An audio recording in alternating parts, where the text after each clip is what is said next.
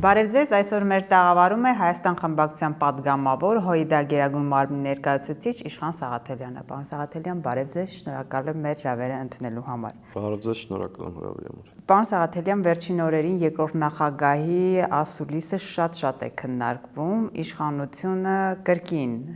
չի բավարարվել այն բացատրություններից, որը ներկայացրել է Ռոբերտ Քոչարյանը եւ հիշեցնում է կրկին Թալանի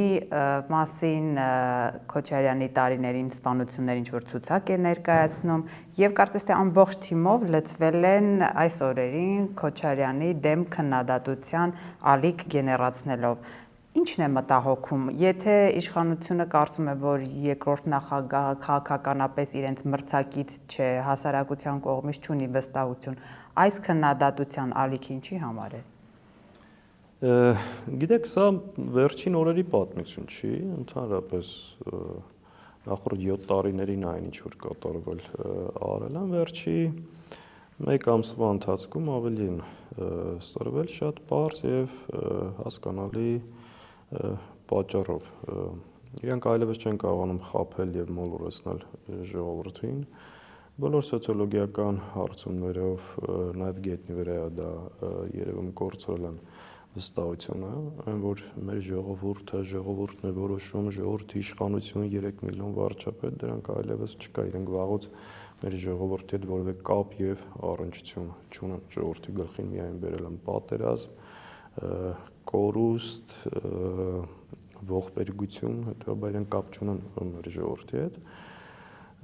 Եվ այդ բոլոր սրացումները պայմանավորված են դրանով։ Իսկ այն նույն տեքստերը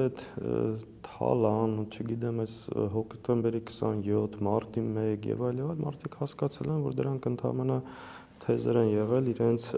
խաբելու, շարունակ խոսելու, ոչ մի ուղղության, ոչ մի ձեռքբերում չկա։ Ես առիթ ունեցել եմ բազմաթիվ անգամ այդ մասին խոսելու, այսինքն 10 տարի մարտի 1-ով եւ հոկտեմբերի 27-ով ժողովրդին ինչ որ բաներ եք ասել։ 7 տարի իշխանություն եք, որևէ առաջընթաց չկա, ընդ որում որ մի քանի անգամ ասել են արդեն բացահայտել ենք։ Հիմա հետաքրքիր է ինչի բացահայտումներ չկան։ Պարզ պատճառաբանությամբ, հավանաբար երկու տարբերակ կա։ Կամ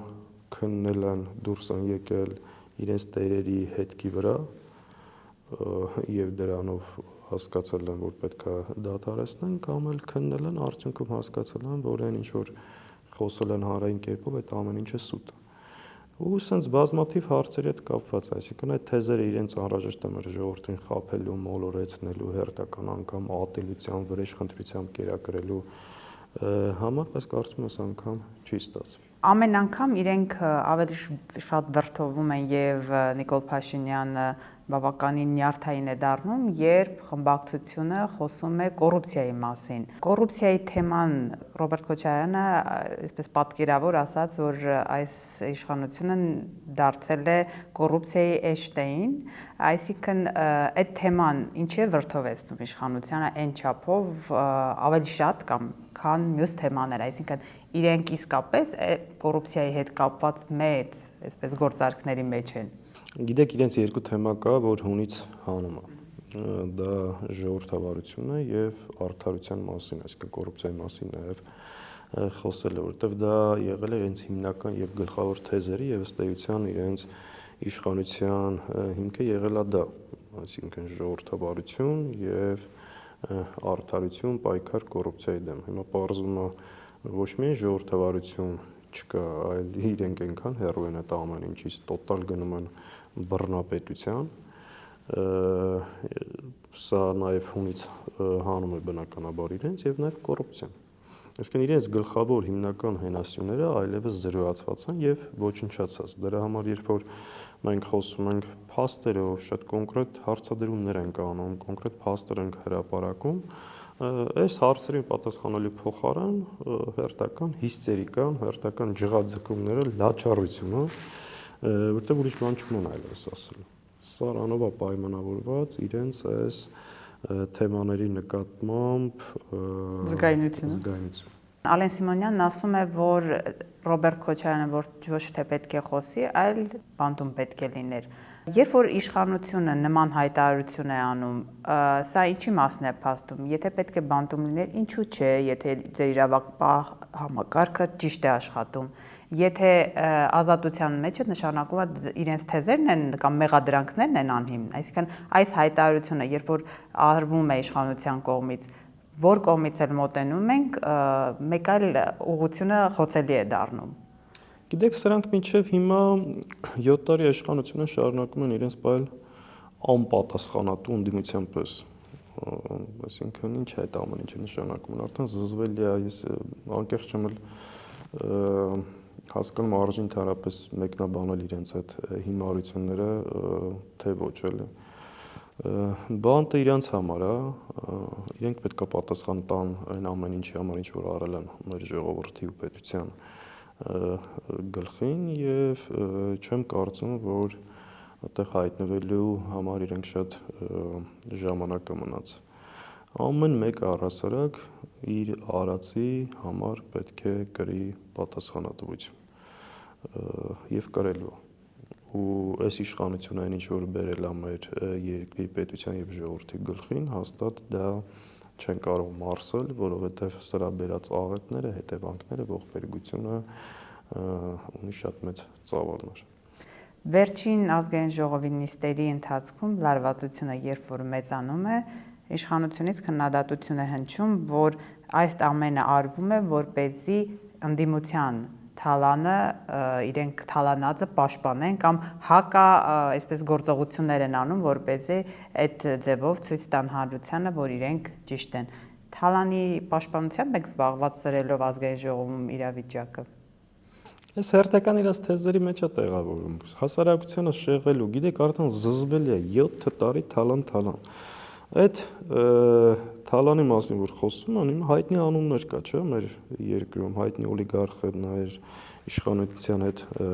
սերտ աճած մարդիկ եւ այլ։ Իրենք հիմա այսօր այդ մարդկանց հետ չաղ ու բախտավոր իրար հետ կիսվելով, տալով, առնելով շատ երջանիկ կերպով ապրում են։ Այդ մարդիկ նախորդ իշխանությունների ժամանակ այդքան լավ իրենց չեն զգացել, որքան սրանց օրոք։ Այս ամեն ինչը մեր հանրության առջև է տեղի ունենում։ Այսինքն գալ մնացածի, տարածի, արածի, չգիտեմ ինչի համար մեզանից ինչ որ պատասխանատվություն պահանջել կամ մեզ հղում անել կամ ասենք այդ ամբիոնի մոտ հայտնում են մարդիկ, մեզ թալանչիներ եւ այլն, այդ ում նկատի ունեք։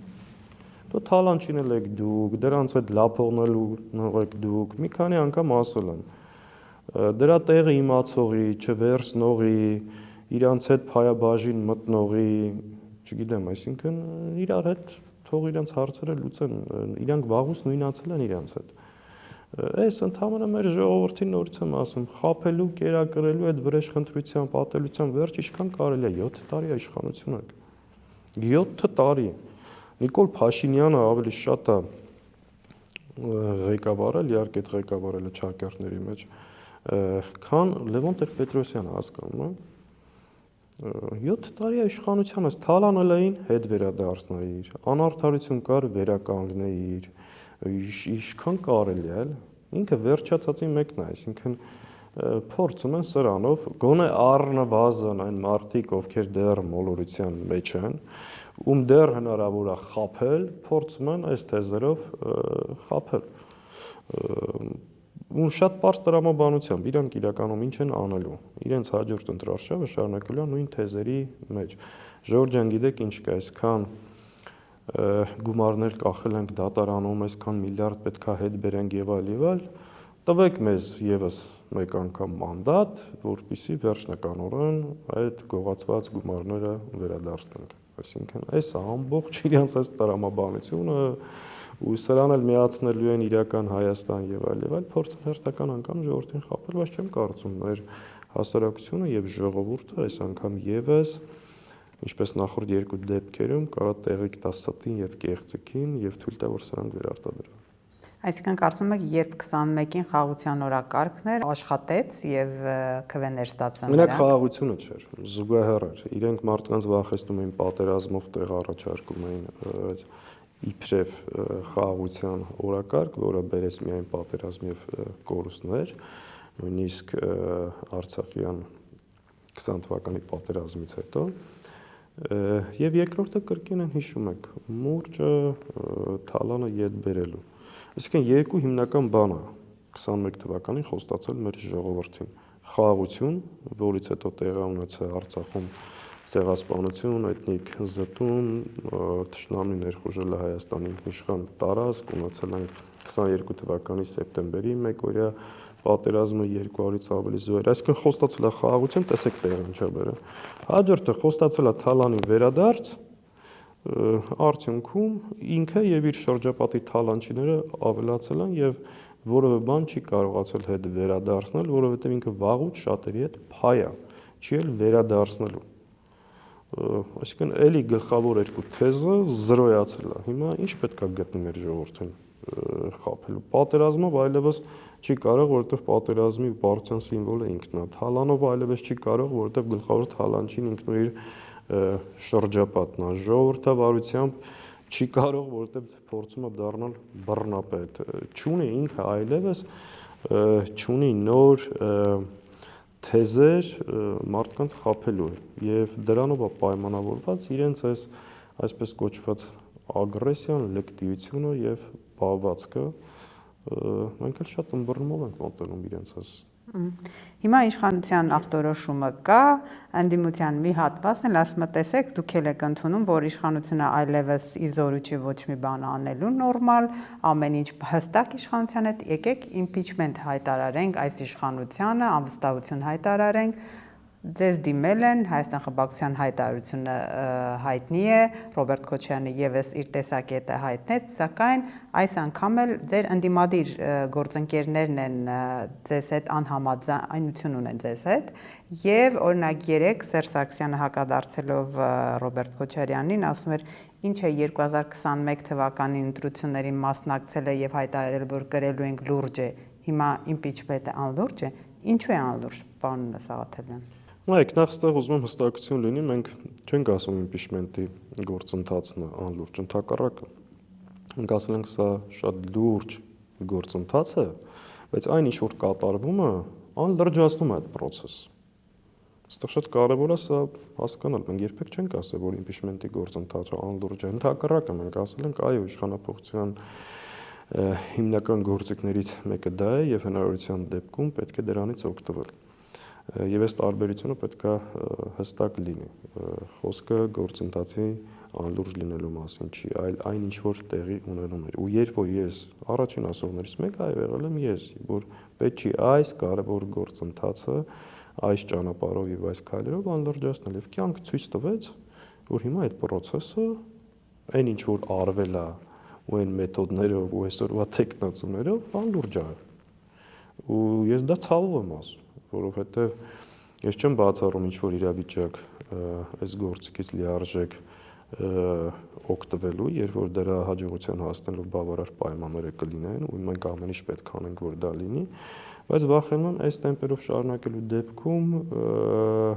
երբ որ իսկական պահը եւ հնարավորությունը կլինի, շատերը փորձեն հենց արդեն այդ ժամանակ անլուրջ վերաբերել, որովհետև այս ինչ որ տեղի ունենում է, այդ գործընթացի դրական կողմերի մասին չի խոսում, որովհետև իրոք այս պահին թեման ամեն ինչ անում են անլրջացնելու համար։ Ինչով է անլուրջ։ Տեսեք, ինչ է ասում 3 Սերժ Սարգսյանը, ասում է Եվս մեկ տարի կա ընտրություններին, նստենք սպասենք, թե օրինակ հերթական խաղաղության պայմանագիրը, որը ստորագրվի։ Մենք համոզված ենք, որ այնտեղ շատ վտանգավոր կետեր չեն լինելու Հայաստանի համար։ Հերթական, ասում եք, կորուստներ ունենանք Հայաստանից։ Ինչու նստել սպասել եւ որևէ բան չանել։ Ո՞վ ասում նստենք սպասենք։ Ես չեմ օրինակ Հայաստան դաշինքից որևէ մեկը չի ասել եկեք նստենք սպասենք։ Ու այո, մենք կարծում ենք, որ մինչև 26 թվականի ընտրությունները կան շատ ծանր մարտահրավերներ մեր երկրի առջև եւ պետք է լրջորեն տնային աշխատանք անել, պատրաստվել, որպեսզի կանխել դա տեղի չունենա։ Մեզանից ով է ասել, որ պետք է նստել եւ սպասել։ Մենք ուրիշ բան ենք ասել։ Մենք ասել ենք, որ պետք է ամեն ինչ անել, որ այս իշխանությունները 26 թվական չհասնան, բայց եթե հասնեն 26 թվական եւ տեղի ունենա ընտրություններ, այո, մենք այդ ընտրություններն ենք դիտարկում նաեւ հնարավորություն հաջողության հասնելու համար։ Որովը մեկը չի ասել նստենք սպասենք։ Այս այստեղ ակնհայտ ոնց ասեմ, որ բանա տեղի ունենում, մենք չենք ասել դա։ Մենք չենք էլ բացառում, ավելին ճիշտ հնարավորության դեպքում, երբ որ գնահատենք մեր ուժերը, արված աշխատանքը եւ դաշտում հնարավոր լինի իրական համախմբում անել, ոչ միայն չենք բացառում այդ ճանապարհը, այլ կարեւորում ենք ու համարում ենք առաջնահերթ։ Եթե կան ուժեր, նախ այս մեկ, երկրորդը մենք որևէ մեկին կոչ չենք արել նստեք սպասեք։ Այսինքն մի քաղաքական ուժ մենք ենք, մի քաղաքական ուժ մեր գործընկերներն են, եւ խորհրդարանական եւ արտախորհրդարանական։ Ու առնվազն բոլորը գիտեն, որ մենք շատ բաց ենք այս թեմաներում նստելու, խոսելու, պայմանավորվելու, աշխատանք ծրագրելու։ Օրինակ, երբ որ մենք ծրագիր ունեցել ենք, նույն դիմադրության շարժման ժամանակ, մեր հանրապետական գործընկերների հետ նստել ենք, խոսել ենք, պայմանավորվել ենք եւ միասին մի հատ հսկայական աշխատանք ենք իրականացրել։ Եթե հիմա կան ուժեր, որ ունեն այդ ծրագրերը, խնդրեմ, այսինքն առնվազն գիտեն, որ կարող են նստել, բաց խոսել ու պայմանավորվել։ Ասում է բոլորը միասին հավաքվենք, գնանք իմպիչմենթի։ Ավելին, ասում է հավաքական ընդդիմությունը առնվազն 5 տարի հայտարարում է, որ այսօրվա կառավարիչների 1 օր ավելի մնալը վնասում է Հայաստանի շահերին։ Այդ ինչ պատահեց, որ հիմա էլ ասում են 1 տարի սպասենք մինչև ընտրությունները։ Դες այդ հարցին պատասխանեց։ Ով ասա։ Հիմա ես ասում եմ, որ մենք նման բան չենք ասել։ Կա առաջարկ, կա հնարավորություն, պատրաստ ենք քննարկել։ Ու ես չեմ կարծում նաև, որ հարցերը քննարկում են այդ ձև հրապարակային փողոցներում, եթե լուրջ գործընթաց կա, նստենք խոսենք։ Եթե չկա այդ գործընթացը, ուղղակի շուտ մարդիկ կողքից այս գործընթացը օգտագործում են ինչ-որ մարդկանց դեմ, մենք այդ process-ի մեջ չկանք։ Ասում է տեխնացու առաջադրեք, ձեր ցանկացած տեխնացուին մենք կսատարենք։ Շատ հստակ պատասխանել ենք այդ հարցին։ Մենք երբեք չենք ասել, որ տեխնացու չունենք, ընդհակառակը ասել ենք մեկի փոխարեն մի քանի տեխնացու ունենք, բայց չունենք այսօր տեխնացու, ով կկարողանա ապահովել գործընթացը սկսելու համար 36 անհրաժեշտ ձայները։ Եթե կա մի տեխնացու, որ ունի այդ 8-ը, մենք մեր 28-ը ինչ ենք ասել, շատ հստակ,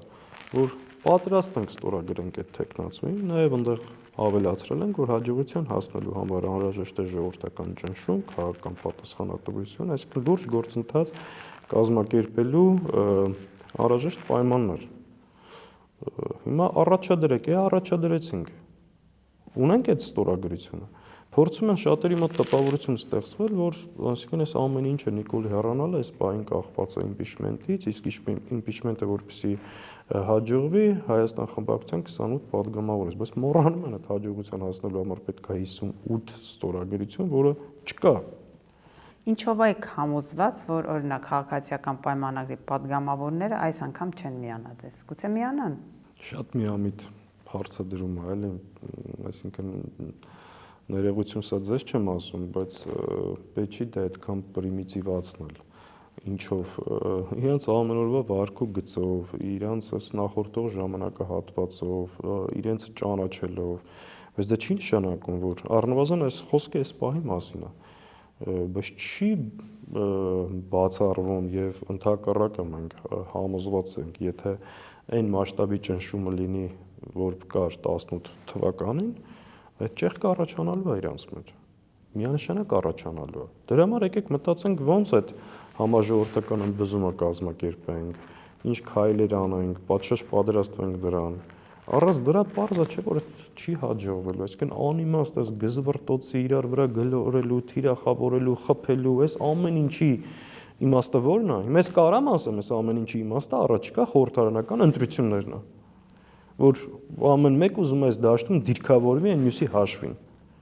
Եթե դա չի նպատակը եւ իրական նպատակը սրանից ազատվելն է, եկեք նստենք խոսենք, ով չգիտի, որ կարող են խոսել ու խոսելու ճանապարհ այդ հրապարակային իրար խփելը չի։ Ու դրա լավագույն փորձը կա հայրենիքի փրկության շարժման ժամանակ, այս նույն ուժերը ինչպես են նստել սեղանի շուրջ, ուժերը մոբիլիզացրել, ծրագիր մեջտեղ բերել, վարչապետի միասնական թեկնածու մեջտեղ բերել ու դուրս եկել պայքարի։ Դիմադրության ժամանակ ինչը մենք խնդիր ենք ունեցել մեր գործընկերների հետ, բոլոր գլխավոր կայացած ուժերը եղել են այդ հրապարակում ամեն մեկ իր պատասխանատվության չափով եւ մոտ 2 ամիս Հայաստանի նոր անկախ պատմության մեջ ամենամեծ շարժումներից մեկն է եղել։ Ինչի սրբազան պայքարի ժամանակ բոլոր ուժերը համախմբված չէին։ Այսինքն երբ որ կա օրակարգ եւ հստակ պայմանավորվածություն, որտեղ այդ մարդկանցից շատերը առնվազն իրենց նպատակների մեջ նաեւ անկեղծ են սրանց հեռացնելու երկիրը իրավիճակից դուրս բերելու։ Բայց այս ճանապարհը հաջողության հասնելու եւ իրական արդյունք ունենալու, ինչի ինչ որ այսօր տեղի է ունենում։ Շարժմանը կարող է միանալ, կարող են գալ հրապարակ, բայց պարոն Սաղաթելյան, վերջնական երբ որ որոշումներ պետք է կայացնեն, վերջնական գործընթացներ պետք է լինեն, քայլեր պիտի լինեն, այդտեղ արդեն ծագում է խնդիրներ, ինչ եղավ բոլոր ձեր նշած շարժումների ժամանակ։ Ուրեմն նախորդ շարժումների ժամանակ հայրենիքի փրկության շարժման ժամանակ եղել է վարչապետի թեկնածու, որ ամեն պահի պատրաստ եղել է խորհրդարանում իմպիչմենտ սկսելու։ Ընդ որում ձեզ մի հետաքրքիր բան ասեմ, եթե պետք լինի մի օր ավելի կմանրամասնեմ,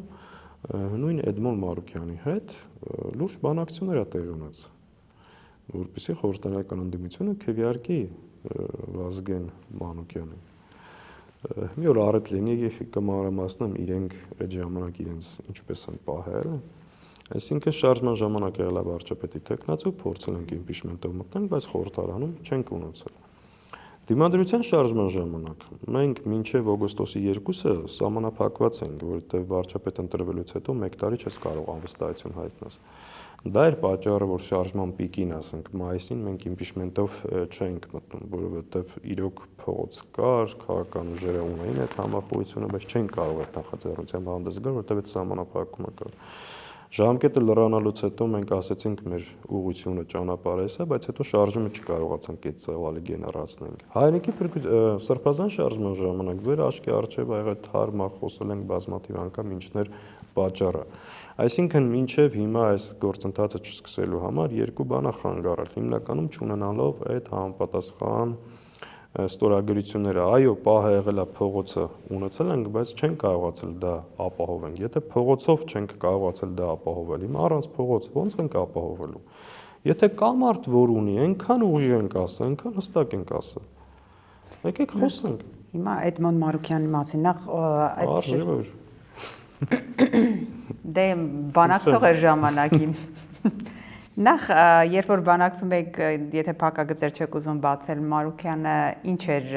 փորձում անել այդ ընթացքում, համոզել իշխանականներին, ինչ էր փորձում, ինչպես էր։ Չէ, ասում էր, որ ինչի պետք է այս Վազգեն Մանուկյանին քվեարկեմ։ Դուք ստեղ որևէ падգամավոր չունեք, ես 16 թե 18 падգամավոր ունեմ։ Ճիշտ է, որ թեկնածուն ես լինում։ Մենք էլ նույնիսկ դրան ասենք խնդիր չի։ Դու եղի թեկնածուն։ Ինքը վստահեցնում էր, որ ինքը այն թեկնածուն է, որով հնարավոր է ԿՊ-ն համաձայնվի, որտեղ ասում էր, ձեզ չի համաձայնվի։ Դուք գալու եք իրենց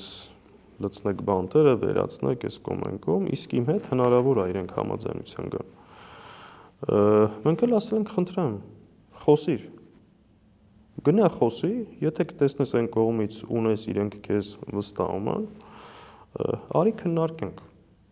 բայց առնվազն իրենք մեր փողոցի միասնական ընդդիմադիր թեկնածուին, երբ որ կար շարժում, կար փողոց, կար լուրջ հնարավորություն, իրենք չէին համաձայնում, ասում են ինչի ես չլինեմ Վազգեն Մանուկյանին։ Բայց ի պատիվ Վազգեն Մանուկյանի, ինքը ասես նույնիսկ օքեյ, բայց հասկանանք դու ունես այդ ԿՎՆ-ները, գնա բեր կամ վստահեցրու որ կան, խոսենք։ Ընդ որում այդ բանակցությունները մի փուլով չի եղել, մի 2-3 փուլով ա եղել, շատ հետաքրքիր մանրամասնություններ կան այնտեղ, բայց արդյունքում չստացվեց, արդյունքում չստացվեց, որտեղ իրենք չմիացան Վազգեն Մանուկյանին, եւ ԿՊ-ի հետ էլ հավանաբար իրենց բանակցությունները չստացվեց, հետո երկրորդ փուլով այլ բան էին իրենք մասնակցում, այլ պաշտոնների համար բանակցում էին ԿՊ-ի հետ, բայց իմաստ չեմ տեսնում վերադառնում այդ 4 տարի առաջվա թեմաներին։ Բայց առնվազն այդ հետաքրքիր պատմություն է, որ հարկ լինի մի օր ավելի մանրամասներով կասեմ։ Ամեն դեպքում հիմա կրկին առաջադրվել է թեկնածու։ Ձեր դիրքորոշումը դեռ հայտնի չի Հայաստան խմբակցության։ Շատ հայտնի է, մենք ասել ենք, եթե 8 ստորագրություն ունես, արի խոսենք։ Մենք մեր հայտարարություն ենք արել եւ պահել ենք այդ հայտարարության տրամաբանությունը։ Բայց դժբախտաբար ինքը ավել պակաս շարունակում է խոսալ, ու գիտեք, այդտեղ զավեշտը որն է, որ Էդմոն Մարուկյանը մեզ մեղադրում է Նիկոլ Փաշինյանին իշխանության պահելու մեջ, հասկանում եք, այս քաղաքական դաշտը վերածել են մի հատ մեծ կրկեսի։ Այն դեպքում, երբ որ Նիկոլ Փաշինյանը 22 թվականի ապրիլին հայտարարեց Արցախում նշաձող իջացնելու մասին, մենք դուրս եկանք փողոց մեջ շարժում էին գեներացնում, Էդմոն Մարուկյանը ատամներով պաշտպանում էր Նիկոլ Փաշինյանի վարած քաղաքականությունը,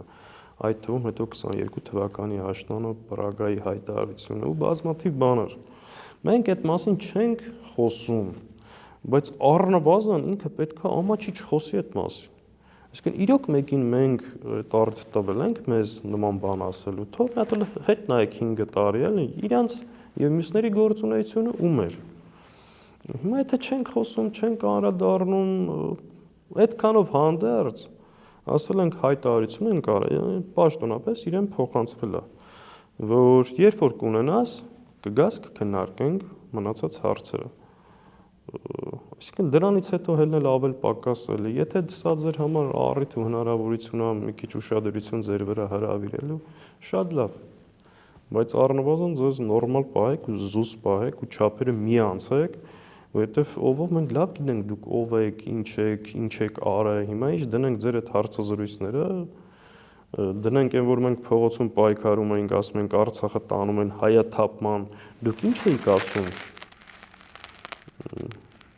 Ու ոնց եք վարկաբեկում, ոնց եք թիրախավորում, վերջը ամեն ինչի մեջ դուք պատասխանատվություն ունեք, թե չէ։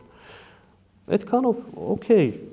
բայց հելնել մեզ ասել դուք բանում եք քար ու քանդել։ Միչելը դա միայն իրենք չեն ասում, պարոն Սաղաթելյան։ Ընդդիմադիր գործընկերներ եւս ձեզ ասում են, որ ձեր քայլերը նպաստում են հենց իշխանության Նիկոլ Փաշինյանի պահպանմանը։ Ուզում եմ անամ, իրանք ինչ են անում։ Լուրջ է։ Իմպիչմենտ են հայտարարել։ Դե խնդրեմ թող հայտարարեն, թող անեն։ Տեսեք, մի թեզ են առաջ տանում, որ քանի դուք կաք, Նիկոլը մնալու է իշխանություն։ Մեզ պետք է նոր, մեկը ասում է սոլիդ, մյուսը ասում է ինտելեկտուալ, մյուսը ասում է մաքուր անցյալով, գործիչների խումբ, քաղաքական նոր ուժ, երրորդ ուժ, այլընտրանքային ուժ։ 3 տարի է, ասում եմ, խնդրեմ, իրոք մենք գտնում ենք, որ դաշտում պետք է նաև նոր մարդիկ, նոր ուժեր, ովքեր կարող են լինել, այո, այլընտրանք։ Մեր համար ակնհայտ է, չէ, որ մենք ունենք մեծ բանակ մեր համակիրների, աջակիցների, գաղափարակիցների, օրվա իշխանությունը ունի ինչ-որ բան, բայց կա նաև մի մեր հայրենակիցների մեծ հատված, որ երկու կողմին էլ չի ընդունում։ Այսինքն կա այլ ուժերի համար դրսևորվելու էական դաշտ։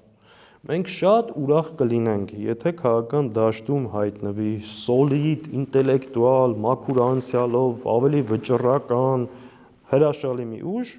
որ կարողանա այս մարդկանց հետ աշխատի, որովհետև մենք շատ սիրով, հատկապես եթե դա իրական ընդդիմադիր ուժ լինի, այդ ուժերի հետ կհամագործակցենք հետընտրական կամ եւ այլ հատվածներում կամ հիմա։ Մենք ոչ միայն խոչընդոտ չենք, ոնց բացատրենք, այլ պատրաստ ենք օգնելու, օժանդակելու, նույնիսկ ես իմ տարբեր հանդիպումների ժամանակ հավանական նման մարդկանց հետ շատ անկեղծ խոսել ենք, ասում են գնացեք, դրսևորվեք, եթե մի բան կարող ենք օգնել, ձեզ կօգնենք, չեք ուզում, չենք օգնի։ Բայց հիմա ոչ մի բան չանել։ 6 հոգի հավաքվում են իրար գլխի, 16 ամբիցիա են ունենում։ Որ տեսնում եմ իրար ոնց են, էլի, այսինքն 2-3 հոգանոց ուժերը չեն կարողանում իրար հետ տարական հարցերի շուրջ համաձայնության գալ։ բայց այսքան ամբիցիաներ ունեն, մարդիկ դա տեսնում են։ Խնդրեմ մարդից օգտվելով մեկ անգամ ասում եմ եւս միավորվեք, ձեզանից ուժ ներկայացրեք, քաղաքականության մեջ հայտ ներկայացրեք, կենտրոնացրեք ձեր ուժերը, խոսեք մարդկանց հետ, առաջարկեք այլ ընտրակային ծրագիր։ Արեք, այդ հնարավորությունը ունենք, բայց ոչ մի բան չանել, լույսը բացվում է, մի հատ առաքելությունը հետեւյալն է՝ խփել խորհրդանական ամենամեծ միավորին, որը եւ դե ֆակտո դե յուրե ամենամեծն է։ Հույս ունենալով, որ սրանց եթե վարկաբեկենք, այս ընդդիմադիր զանգվածին մենք կտիրանանք։ Սա անհեռանկար ճանապարհ է, սրանով գուցե մեզ վրա ինչ-որ բան անեն, թիրախավորելով մեր վարկանիշի վրա որոշակի ազդեցություն ունեն, բայց դա չի նշանակում, որ գնալու է իրենց։ Դրանով օգնելու են օրվա իշխանությանը։ Բոլոր հնարավորությունները ունեն, թող անեն, որևէ մեկ իրենց ձեռքը չի բռնա։ Եվ քաղաքականությունը նաև պայքար է, այդպես արհեստական բույսերի պես աճեցնելու բան, կան դաշտում բազմաթիվ ինտելեկտուալ, ազգային, նորմալ գործիչներ կան եւ իրենց համար փայլուն հնարավորություն է սա։ Տեսեք, ոմանք էլ ձեզ մեղադրում են Հայաստան խմբակցությանն, ասում են ինչու եք մնացել խորհրդարանում։ Ամեն անգամ իշխանությունը ձեզ նսեմացնում է, ձեր հասցեին ամեն ինչ ասում է ու դուք լուռ նստած լսում եք այդ ամենը։ Գլուխը պատին է տալի նսեմացնում, բայց խորհրդարանի մթնոլորտը անտանելի է, զզվելի է եւ այո, այդ խնդրեմը կա, բայց տեսեք մեր այլընտրանքը ստվել ուզում եմ հստակ լինի, էլի։ Մենք 6 ամիս խորհրդարան չենք գնաց։ Մի ամբողջ նստաշրջան բոյկոտել ենք, որովհետև այդ պահին գտել ենք, որ դա այդ ճանապարհն ենք, փորձը մթնոլորտը լարելու, փողոցի վրա շեշտը դնելու եւ այլն։ Հասկացել ենք, որ չգնալով այդ իշխանությունը իրեն խորհրդարանում ավելի ազատ ազգում, ավելի լեկտի ազգում, ավելի սանձարձակ եւ իրեն ոչ հակադարձող, ոչ հարցապնդում անող, ոչ էլ իրենց սխալները իրենց արժև դնող այդ հնարավորությունը չկա։ Այդ գործիքակազմից մենք չենք օգտվում։ Հետո նստել ենք պարզ խոսել ենք, գնահատել ենք սրա առավելությունները, թերությունները, նաև մեր առողջության, մեր, չգիտեմ, այս ամեն ինչի տհաճանդեղ, ամեն ինչ։ Դրա հաշվին որոշել ենք գնալ եւ պայքարել։ Ու այսօրվա իշխանության վարկանիշը որ կա, նաև դա մեր գործունեության շնորհիվ է։ Այո, ինքը հիստերիկանում է, ավելի պակաս խոսում է, բայց մարդիկ դա տեսնում են, չէ՞։ Ասում են անեվի փողերը ինչ է եղել, ինքը հիստերիկանում է։ Չի կարողանում այդ հարցին պատասխանել։ Ասում ենք դու խաղաղության պայմանագրի մեջ ուղիղ ճակատին հարց ենք տալի, չէ՞։ Հարցադրումներ են անում, չի կարողանում պատասխանել, մարդիկ տեսնում են դա։ Բազմաթիվ նախագծեր ենք տանում, օրինակ Հայաստանի Հանրապետության քաղաքացիների կենսաթոշակները բարձրացնելու։ Ինքը նախընտրական շրջանում եւ կառավարության ծրագրում խոստում է տվել։ Մենք ասում ենք, քանի որ դուք ձեր խոստումը չեք անում, մենք ձեր խոստումը օրենքի նախագծով բերում ենք։ Իրանք դուրս են գալի մերժում են։ Հայաստանի Հանրապետության քաղաքացիներին ասում ենք, տեսեք, հերթական սուտը։ Գույքահարկի մասին, ու սենց հիմա բերել ենք ցեղասպանության շղթումը քրեականացնելու մասին։ Ամենահեշտը թողել այդ մանդատները դուրս գալն էր։ Ամենահեշտը մեր համար նիստերը բոյկոտել չգնալն էր։ Բայց այդ ընթացքում, երբ որ չէին գնում, մեզ նաև մեր քաղաքացիները շատ սենց կոպիտ կերպով ասում են, ինչ չեք գնում։ Ինչի հաճելի է Նիկոլ այդ հարցը պատասխանին մասնակցելը։ Բայց այո, նաև ասում եմ, մեր ներվերի առողջության հաշվին գնում են մեր ընկերները այդ կռիվը տալիս են եւ դրա արդյունքում այսօրվա իշխանության վարկանիշը սա է։ Կարանք չգնանք եւ ազգային ժողովի միջանցներում հարցազրույցներ տանք, վճռականությունից խոսենք, ստատուս գրենք, բայց երբ որ պետքա գնալ հանձնաժողովում կռիվ տալ, հարց ու պատասխանին կռիվ տալ, ելույթներին խոսել, այդ ամբիոնը թողենք իրենց։ Կամ այս ամենազզվելի բանը գնում եք գործողումների, նախ այստեղ էլ ուզում եմ հստակ լինի։ Մենք ամսական մի քանի հրավեր ստանում ենք խմբակցության անդամները գործողումների։ Ես ձեզ վստահեցնում եմ, կարող է մի օր ստատիստիկա էլ հրապարակենք, երևի 10-ից 9 մերժում ենք։ Գնում ենք բացառապես այն գործողումներին, որտեղ կա խոսելու եւ Հայաստանի շահերը բարձրաձայնելու հնարավորություն։ Օրինակի համար ԵԽՎ լիագումար նիստերին ո՞նց կարան դիմությունը չգնա եւ այս հարցերը չբարձրաձայնի։ ԵԱԿ-ի տարբեր ժողովների ոնց կարա չգնա, ու դուք տեսել եք, մեր ելույթները տեսել եք իշխանության, բայց մնացած պարագաներում 99%-ով մերժում են։ Հիմա ասել գնացել են այնտեղ պարգևավճար ստանալ, գործողումների մասնակցել, մի հատ վերցրեք այդ խմբակցության հայելի կապը նայեք, այդ աշխատավարձ ստանալը մարդիկ կան 4 տարի, այսինքն փողով ընդդիմություն են աշխատում, աշխատավարձով։ Պատգամավորներին մեղադրում են աշխատավարձ ստանալու մեջ, չի կարելի, էլի հիմա բաներ կա, որ ասենք 3 օր աշխատավարձ չստանաք, ստատուս չեք գրի։ Կանգնում եք պատգամավորներ աշխատավարձ եք ստանում։ Դա չի լինի, էլի, այսինքն ամեն ինչին չափ կա, սահման կա, իմաստը որն է այս ամեն ինչ։ Ձեր իրական նպատակը որն է։ Մի օրինակ էլ բերեմ։ 20 թվականի նոյեմբերին այսօրվա խորհրդարանական ընդդիմությունից որևէ մեկ խորհրդարանում չէր։ Ոչ Դաշնակցությունը, ոչ Հանրապետականը, ոչ Քոչարյանը, ոչ Արտուր Վանեցյանը, որը կար, այսինքն չկայինք, բայց արտախորհրդարանական ուժերը ամբողջ քաղաքական օրակարգը վերցրել են իրենց վրա եւ ձևավորեցին հայրենիքի բրգության շարժումը, 6 ամիս փողոցային պայքար, ընդհանուր օրակարգ իրանք էին թելադրում։ Եվ տեղի ունեցավ ընտրություններ, այդ օրվա գործող խորհրդարանական ընդդիմությունը չվերընտրվեց եւ արտախորհրդարանական ուժերը եկան խորհրդարան։ Սա ինչի համար եմ ասում։ Եթե այս ուժերը ունեն այլ ընտրանք առաջարկելու, մարդիկ դա նկատելու են, իրենց քվեարկելու են։ Այսինքն եթե այլ ուժեր կարողանան գեներացնել շարժումներ, կարողանան ընդդիմադիր քայլեր անեն, հասարակությունը կնկատի եւ նրանց կբերի։ Կնկատի։ Բագրատ Սրբազանը կոնկրետ օրակարգով, կոնկրետ նպատակով մեկ մարդ դուրս է եկել փողոց, անշուշտ մենք ամեն ինչով օգնել օժանդակել ենք եւ դա տեսանելի է բոլորի համար, բայց վերջապես շարժում ունեցել է ղեկավար անձ, որը մտել է այդ պատասխանատվության տակ։ 15 օրվա մեջ ամբողջ հանրապետությունում մի հսկայական շարժում է ձևավորվել։ Այսինքն արեք, խանգարում են, ռեսուրսները իրանց ձեռքում է, ուժ իրանց ձեռքում է, կազմակերպություն ունեն, ձեր ցավը տանան, եթե ուժը մեր ձեռքում է։ Ժողովուրդը մեզ 270,000 քվե է տվել։ Այո, Դաշնակցությունը օրինակ Հայաստանի Հանրապետությունում 52 սեփական գրասենյակ ունի։ Հայաստանի Հանրապետության 800 բնակավայրում կազմակերպական միավոր ունի։ Քարոզչական միջոցներ ունի, 135 տարվա քաղաքական կազմակերպություն է, համահայկական։ Հիմա տեսնում ես մի հոգի հեռախոսը միացրել է Դաշնակցությունը պետք է դուրս գա քաղաքականությունից։ Լավ, ինչքանով է լուրջ։ Հիմա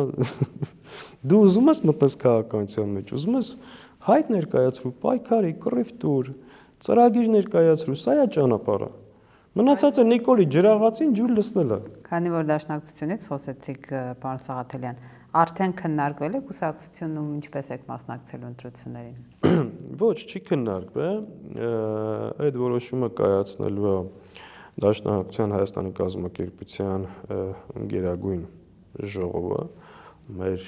կարգը նաև այդպիսին է, նախորդ որոշումն էլ է կուսակցության ժողով կայացրել, երբ որ կգա այդ ժամանակ կդնենք, կքննարկենք եւ համապատասխան որոշում կայացնենք։ Այս բային խմբակցությունը լիարժեք փող լրացման, ամբողջ կան վստահության մթնոլորտում աշխատում է եւ շատ սերտ համագործակցաբար այն խնդիրները, որ դրված է մեր առջև, լիարժեք դաշինքով խմբակցություն։ Այսինքն հակված եք միայնակ ամեն դեպքում, թե միասնական կոալիցիոն մասնակցել ընտրություններին։ Կգա ժամանակը մենք մեր տեսակետը կասենք, բնականաբար ես իմ պատկերացումները ունեմ մեր մասնակցության վերաբերյալ, բայց դա որոշելու է կուսակցության